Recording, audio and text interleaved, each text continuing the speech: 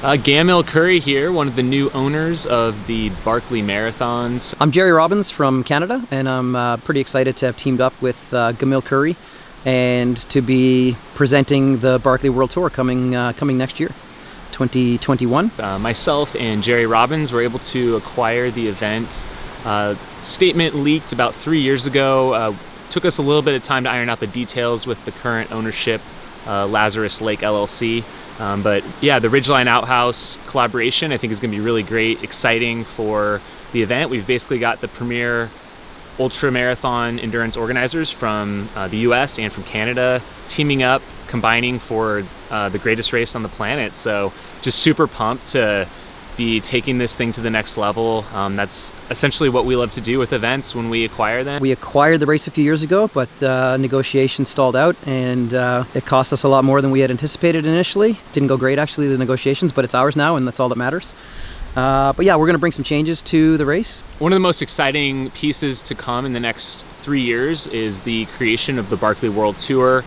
We've heard in recent years of a few competing World Tour type races, but they just don't have the grit and real true nature of what ultra running is about, which is exactly what the Barkley exemplifies. One of the first stops is going to be the Barkley in California, so bring a Western vibe. People have attempted to do something down there, but this will bring the true blood, the grit, and the spirit of the Barkley and export it worldwide.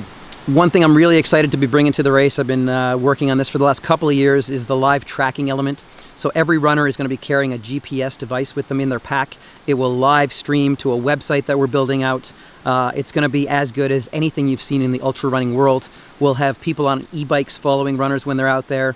They'll be doing interviews while they're trying to climb up Rat Jaw. We'll do absolutely everything we can to really get in their faces as much as possible during the race and to put that online for you, the viewers, to watch. It's a bit under wraps, as the current course doesn't get revealed the night before the race, so we've been scouting. I'll definitely clue you into that, but at this point in time we're not really at liberty to talk about the changes. There might be some historical aspects, some old cable runs and railroad lines that we're going to be tapping into most likely. All right, we're out here scoping for next year's Barkley course. This is Laz's last year. We're coming up with some great ideas, hopefully appeal to the masses. We did some scouting today. We've got a couple of new linkages that I'm pretty excited about. And we're talking about possibly extending the permit and allowing more runners into the race. So 40 is quite limiting, and there's over 1,000 people that apply. So our hope is that we can probably increase that tenfold and really grow this into the race it needs to become. I'm Randy Pearson. I'm a junior ranger here at Frozen Head State Park. This is my second week at the park, but I saw the documentary, so I feel like I've been here longer. I can tell you we're mighty excited about this new race director duo. They're bringing a lot of new ideas to the Barkley. The old guard's been doing it for about 30 some years now, and we just feel like as the Park Service, we're always evolving, and we want to be bringing new people in and getting as many people out on the trails as possible. So we're really excited about Jeri and Gamil and what they're going to do with this thing. Well, Big Cove's not big enough to host more than 40 people, so that's always been the pinch point for this race. So we want to bring it to 400, and there's been funding established to develop Big Cove into a mini resort, which is kind of something the park has been looking at for, I think, the better part of 10 years. So it's exciting news. There's going to be a massive development happening in Frozen Head State Park. A lot of people are excited about it, and that's going to allow us to then bring the race to a new level with the number of people we can host on site. There's even potentially going to be a hotel, apparently, so we'll see what comes of that. I don't know if it's Marriott or Hilton or one of the big names is thinking about it. I think Big Barkley can actually become the Big Barkley now, which is what it always wanted to be. So by opening up the campground up here, by adding new amenities, Wi-Fi, we're actually going to add like a small spa.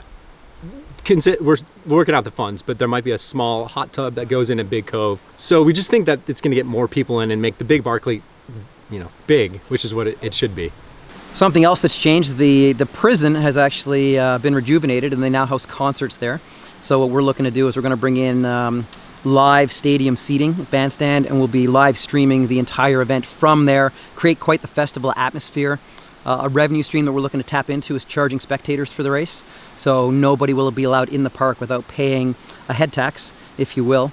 But that will also include some homemade moonshine from the Kelly family, who live just across the street from Frozen Head State Park. So it's not like you're not getting anything for your $30 charge to come in and view the event live. It's my second week, so I just want you guys to put in a good word for me with the Senior Rangers.